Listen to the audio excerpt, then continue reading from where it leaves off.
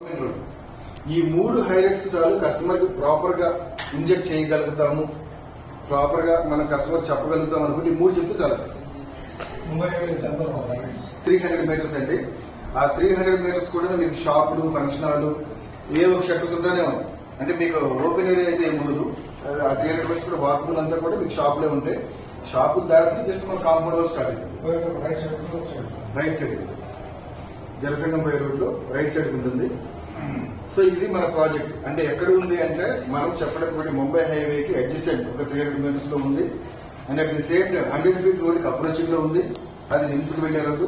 ఆ third one వచ్చేసి 80 feet inner ring road మన ప్రాజెక్ట్ మధ్యలో నుంచి ఉంది.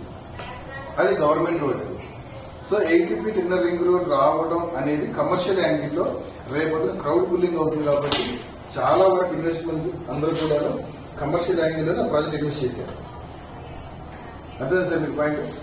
ఎందుకంటే ముంబై హైవే నుంచి కనెక్ట్ అయ్యి కంకోల్కి సరౌండ్ కంకోల్ ఈ 80 ఫీట్ కవర్ అయింది కాబట్టి కమర్షియల్ యాంగిల్ లో ఉంది.